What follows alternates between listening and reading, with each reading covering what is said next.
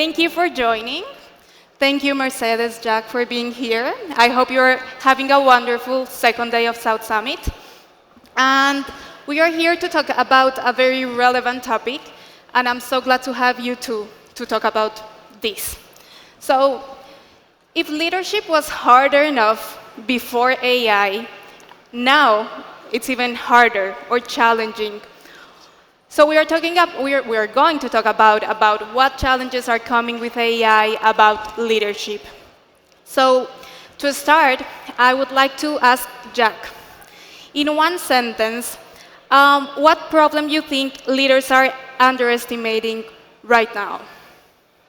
First, thank you for everyone. This is a super important topic to me. I think as we consider the effects of AI on work, the implications to leadership contain some of the most important questions.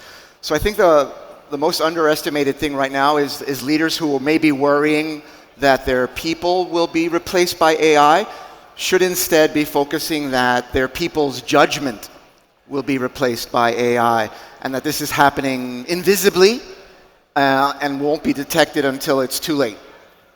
Amazing. We will deep dive on that. But before that, I would like to ask you, Mercedes, in one sentence, what institutions or organizations must relearn in the AI era? Well, I think that institutions not relearn, but perhaps remember that we are thinking at scale. And what we need to do is to think about people, investing in people training.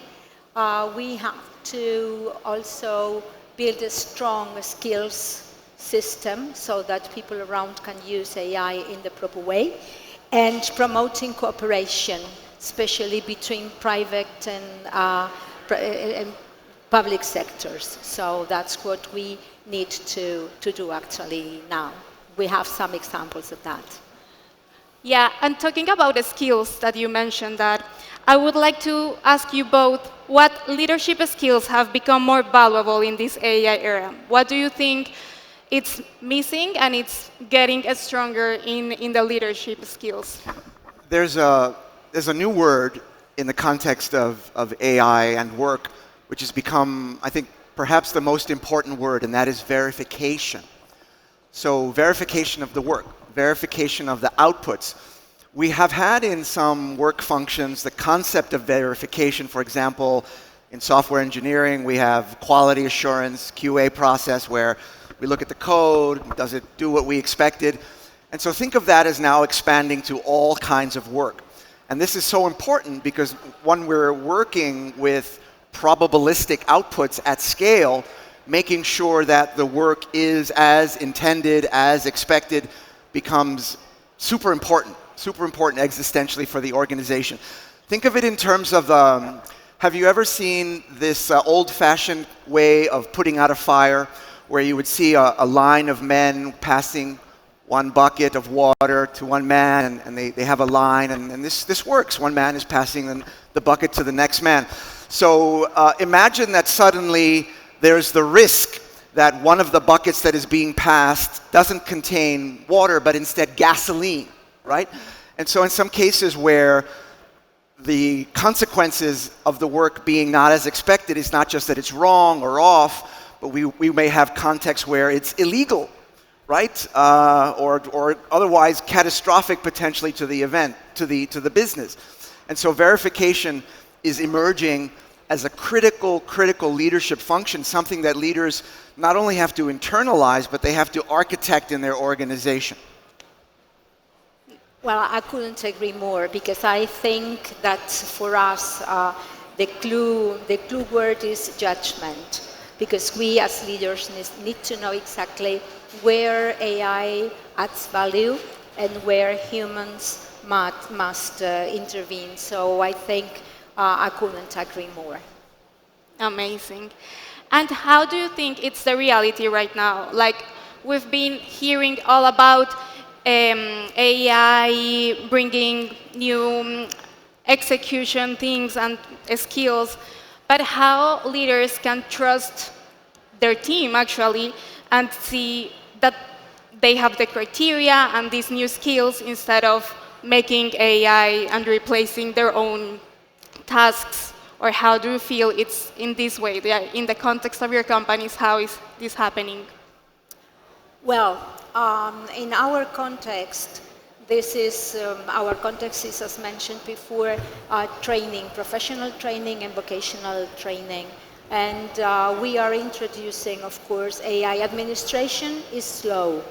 It's slow also in including and putting into work AI, but this has an advantage, in my opinion, and is that we combine this algorithm and human factor in a more, well, we try to do it in a more human way, so that we understand what is the big picture, and we train people to see what the big picture is, and we train them in how to use AI. And of course, we understand that divergent thinking is something we have to include in our organization, and our way of work has to change in that way.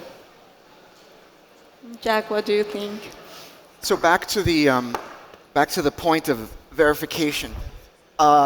Earlier this year, in March or so, a team of economists led by Cristiano Catalini, who is an Italian, published a paper which I think was radical in terms of some of the concepts that it exposed. One of the concepts is what they call the AI sandwich. And so the AI sandwich is a new way to imagine the organization, the organizational structure. Sandwich. At the top you have what they call the directors, which are the people that are coming up with the decisions about the outcomes that we want. What are we trying to make happen? In the middle you have the scalable AI cloud, right? This is the part that is theoretically infinitely scalable because it doesn't contain people in it. And at the bottom you have the verification layer. So one of the issues that we've been very careful to consider and think about is making sure that as the middle of the sandwich, the AI cloud scales and increases, that we have the proper verification layer. One of the risks, as I suggested with my answer earlier, is that you have the directors on top who are disconnected increasingly from the scaling and ever-growing probabilistic output. So imagine that you have, let's just say, a team of 10 leaders, and in the middle you have an AI cloud consisting of agents and workflow automation in the way that we know is being designed at companies right now. And let's say that output goes from 1,000 things to 1 million things, just to keep it really, really simple. And so without the verification layer, the risk is that the intentions that were very thoughtfully and deliberately constructed at the top are not actually what is happening in the organization. So we identify this as a key risk, and so for that reason, we have a new verification function embedded in each function. It used to be like that software, it was only software engineering that had QA concept. So now we have the concept of QA/verification in every function to make sure that the directives on top, when passed through the middle of the AI sandwich, are actually resulting in the outcomes that we want. I think that's a great thing, because actually yesterday I was in some of the sessions, and I'm hearing that a lot of companies are actually asking people not to use AI.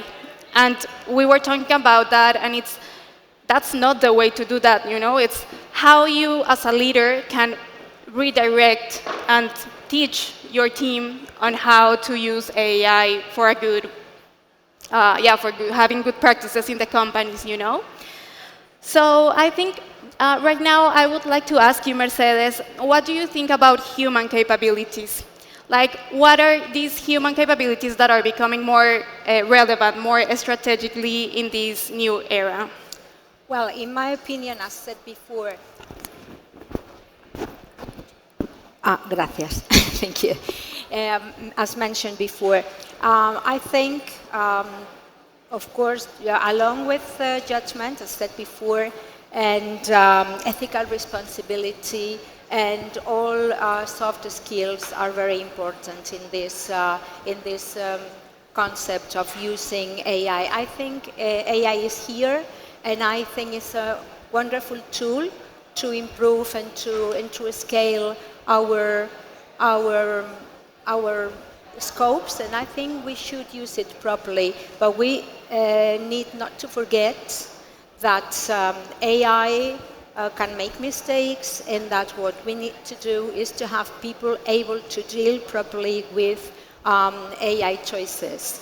So this is a very important thing. We cannot forget that the human factor and the human element in the use of AI in jobs, in companies, in the public sectors needs to be led by humans. So we can't forget that. So I think we need to remember that, and we need to build the skills, and we need to train people in order to understand that the focus is not to destroy jobs, is to redefine jobs, and this is what is coming now. So this is a challenge that we have to face every day, and convince people that this is a very, very, very interesting and very useful tool, but it is a tool, and it is a great help, and it's going to give us the opportunity and the chance to use our critical thinking to organize, to think, and to develop and design new projects. And the AI is our tool, and is our help, is our agent to make it possible. Yeah, it's a tool. No, it's not Exactly. to replace our intelligence, but it's to Exactly. uplift it. Amazing. And this leads me to another question, and it's, are we actually redesigning jobs, or do you think we are redesigning the meaning of work itself? What do you think about this future of work? Like, Yeah, I think both in wow. sequence. For many organizations, the transformation will begin at the level of workflows and people. But ultimately, if they follow I think the correct journey, that will ultimately answer questions, deeper questions about organizational redesign. I think one of the key things one of the key mistakes that leaders are making right now when they consider the AI opportunity is they see it as only incremental productivity and efficiency. And they're missing the opportunity to ask the deeper questions, the questions that can only be answered with organizational redesign, is if we had a blank sheet of paper, which unless you're a startup starting from zero, you don't have, but if we had a blank sheet of paper, how would we design the work given what we're trying to do in light of AI? And this is a much more profound question that will lead for established organizations to a journey of perhaps a number of years. Yeah, I do. I do agree. Yes, again, because I think, as mentioned before, what we are looking for now in our workforce is that they are able to design, they are able to think, and they are able to see the big picture. So this is something that we are doing. We are not looking at. We are moving from repeating tasks to a more creative and more valuable workforce in the way of what they can offer to the improvement or organizations. So I think this is why we need to understand that both things are equally important. Agree. And what do you think, like in both of your contexts, you work with a lot of people, and we know that we are all learning how to deal with AI, with the new tools. What do you think it's a mistake that leaders are taking right now? And what do you think it's like a good practice that you say every leader should do this? Well, every leader should focus on not thinking that training is a one-time thing. They need to understand that they have to convince people that lifelong training and learning is something they must continue doing, and this is something we need train.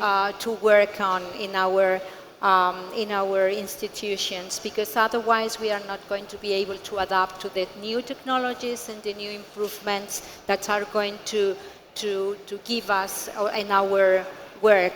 the added value of the human factor. So I think it is very important that we think that, and we have to think that not only in efficiency, we need to understand that we need to invest in people and people improvement, workforce improvement, and knowledge, and so that we don't forget what humans are. AI is made for humans to get profit from it and not the other way around. So we need to remember that all the time.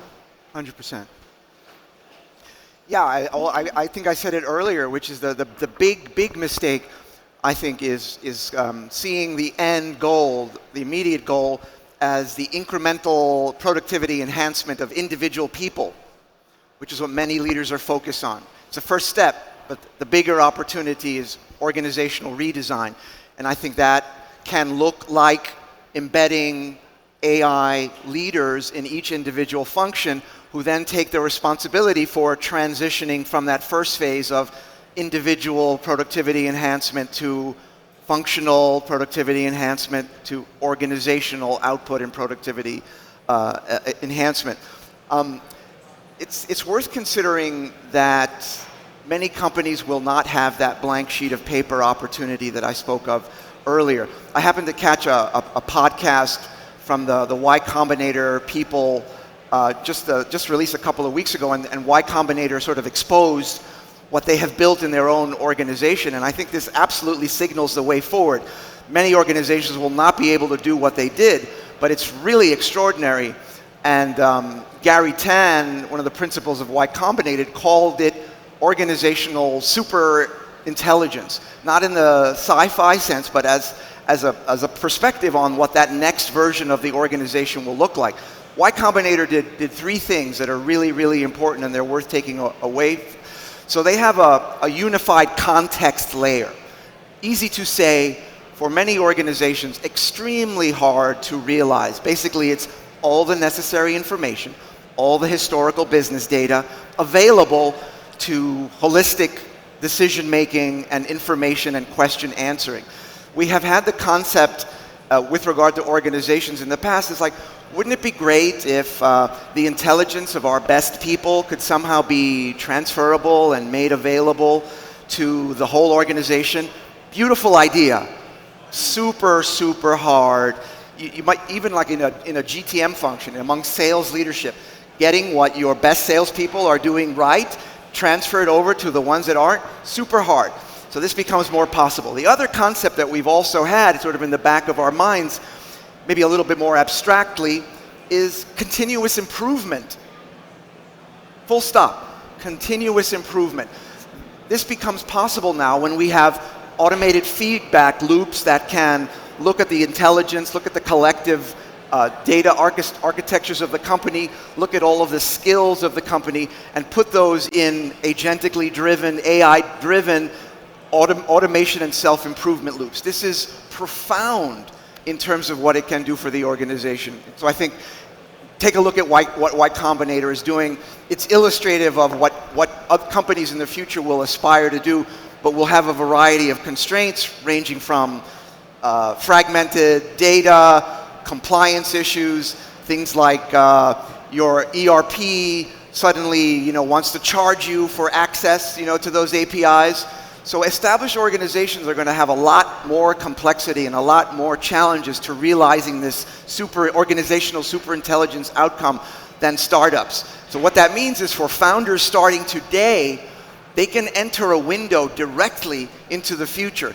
A startup founder today can go directly to 2028 if they're prepared to take this blank sheet of paper approach. Amazing. Okay, so right now I'm going to invite you to respond super quick. One word. The first one you think about. So what's one thing people are overhyping about AI right now? Autonomy. Autonomy. Yes. Okay. Automation. Yeah. Automation. Perfect. One thing people are underestimating about AI. Skills. Verification. Sorry, go ahead. No problem. So skills. Yeah. one capability a team leader should develop in the next 12 months? Discernment. Judgment. Sorry? Judgment. Judgment. Yes. And what's one organizational habit leaders should stop doing immediately? Well, as mentioned before, not considering training as a one-time opportunity, something that must be going on along all our working life. Stop focusing on measuring activity, focus on outputs. This is something that became important when we had the remote work revolution. Suddenly we weren't able to supervise people, and that was the opening of the door to a new perspective on work. Trust becomes a critically important word, especially in the context of AI. Without trust, a remote company doesn't function. Without trust, an AI company won't function. So stop measuring activity, start measuring outputs. Amazing, I love that. And we've been hearing that AI, these new tools, are here to make us more, take out some tasks that we don't love. I would like to ask you, what do you think is happening right now? Who is actually making decisions in a company? Do you think it's still people, or it's more and more algorithms? What do you think is happening right now?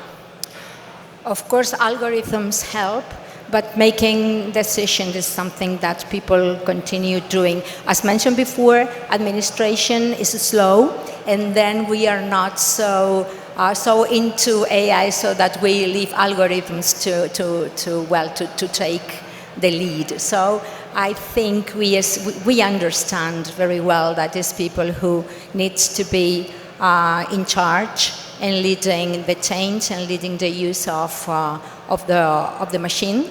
And this is what we are trying to do. What we need to do, of course, is to understand that not everyone in the organizations, at least in the community of Madrid, are ready to work with the algorithm and with the AI as we know it right now. And so we need to be patient and to ensure that no one is left behind in this way. This is something which is key for us. So this is something we are working very hard on. Jack, something to add? Yeah, I think we've covered it. And the answer to your specific question is, it depends on whether or not the leadership has the right perspective. Certainly, more decisions are being made by AI than before. The question is, and then what? Right? Do we have the verification layer? Do we have the consistent perspective from intention and direction at the top through the AI cloud to outputs at the bottom? You can automate decision making, but you cannot automate responsibility for the decision. That's the key thing. Perfect.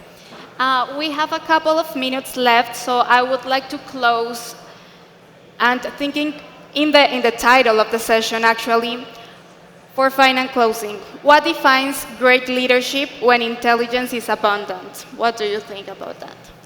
Well, I think that great leadership sets direction, invests in people, and ensures that no one is left behind. And this is what we are trying to do, not only within our organization in the community of Madrid, but also with all the people that we are working for, which is the whole citizenship of the community. So, and this is what should make the difference in great leadership in the administration.